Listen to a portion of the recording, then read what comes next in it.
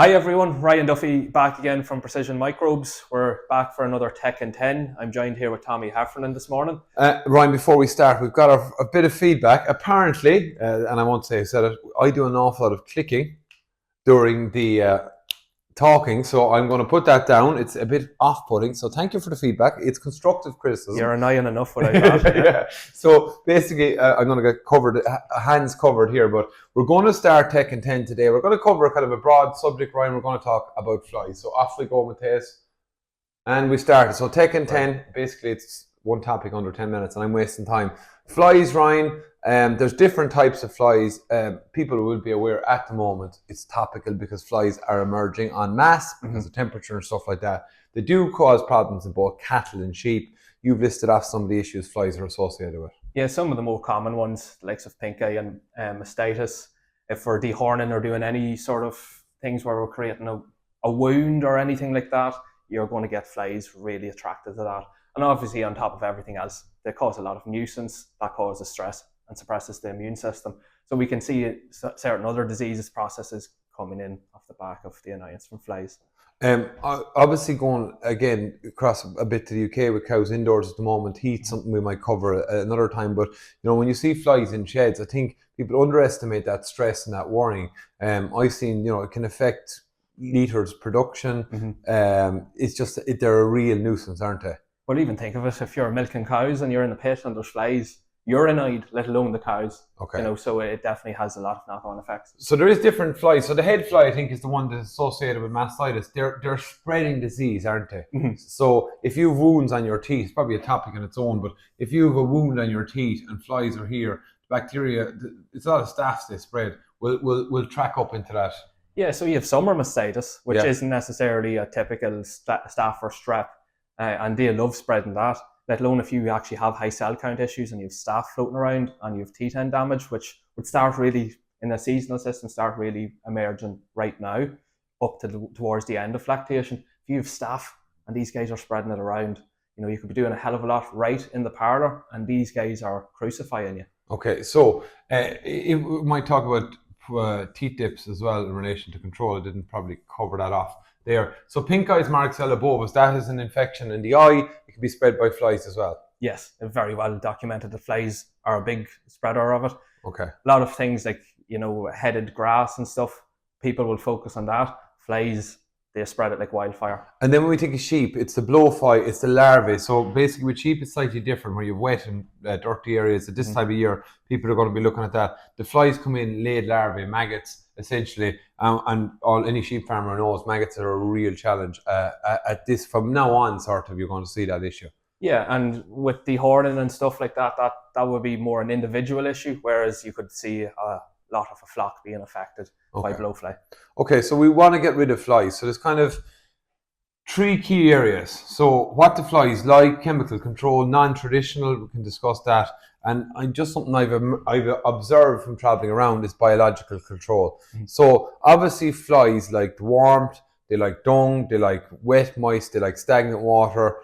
So a lot of people spend a lot of time probably in indoor systems looking at dung heaps and fly control management. But most farms are a risk. It's very hard to manage that. But when you're at pasture again, it is something where you have fly emergence. So there's emergence of larvae now. Any comments on the environment and flies? No, you've kind of covered a lot of it. If you're in or around any sort of rivers or anything like that, if cattle are outside, that's exactly where they're at. That's where a lot of them are. If we have a lot of dirty back ends for whatever reason, they love that stuff. In parlours as well, where it's really humid, particularly after halfway through milking, they love that as well. Okay, so one of the things that people talk about from the environment is probably fly traps. Yes. So like you're using offal or meat inside in a kind of a trap, the flies come in and they're stuck inside there. But the key thing with fly traps is you have to, probably a bit late, you have to get in early to stop the emergence of larvae and that mass emergence. They do, look, they're certainly they're not of no benefit, but they're not of huge benefit, probably from my experience with flies. Okay. So environment, chemical then. So a lot of people will go for traditional chemical pyrethroids, maybe organophosphates in sheep. So talk to me about pyrethroids. What was the principle of the chemicals for flies?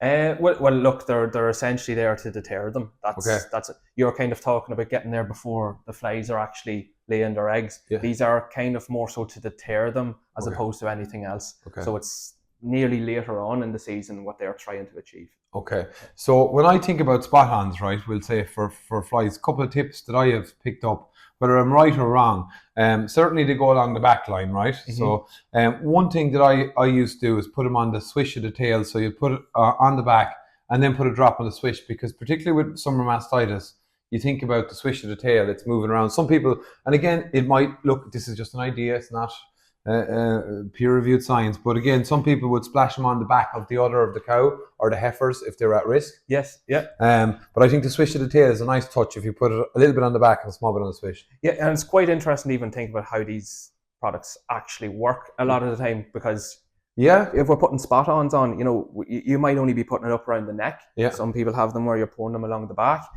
How do they actually work? They're actually absorbed through the skin. Yeah. And they're subsequently secreted out through sebaceous glands. And that's where mastitis really, really suffers, because there's not very many sebaceous glands or sweat glands on the teats. Okay. So that's where, we could be putting these on, but we're still getting crucified with mastitis because the flies aren't actually being deterred away from that place. And that's where people start throwing Stockholm tar and the likes of that sort of products locally onto the mammary glands. Okay, so that's really good. So even with fly spot-ons, you can talk to your own vet about them. This is where fly deterrents, paste, sprays, that's something. It's like if I went on holidays recently, I was putting on the mosquito spray on my head. That's the kind of physical, keeping the fly away from that physical area, is it?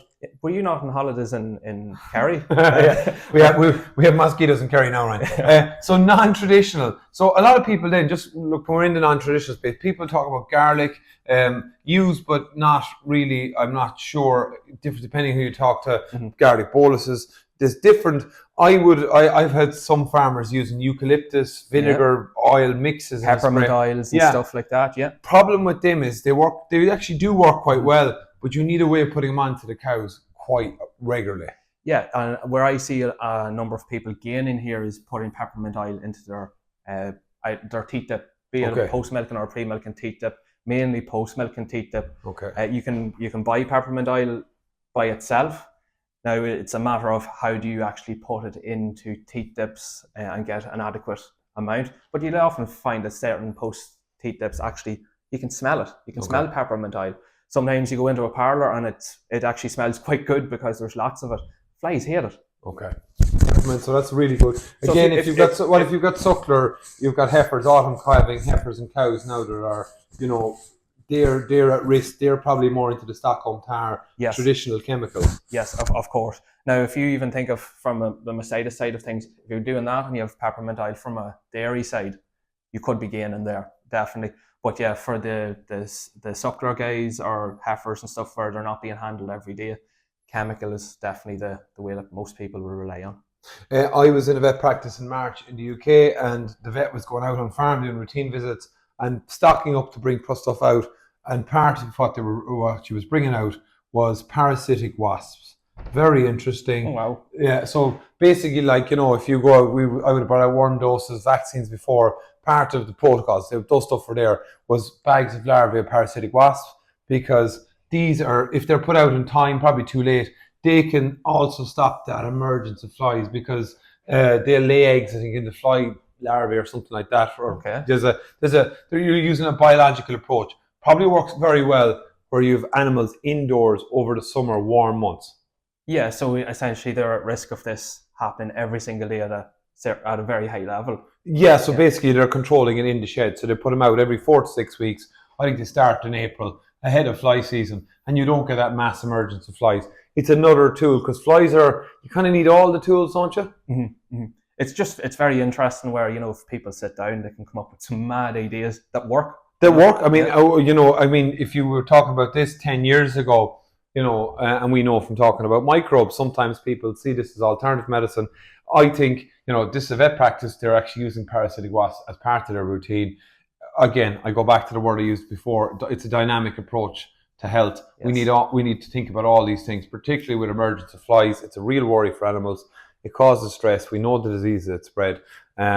So yeah, anything else to add? No, I think we are under a wee bit of time pressure, which is remarkable for flies. Yeah. But yeah, definitely, if you're having issues with pink eye, mastitis, if you're going to Summer mastitis in particular. summer mastitis or high cell count, if you're going to start dehorning any animals, or if you're just getting reduction in production, it's certainly something to look at. Okay, brilliant. Okay. Having an old fly trap or something in the parlour is only a small section of the environment the cows are in. Like. Yeah, and but it all adds up.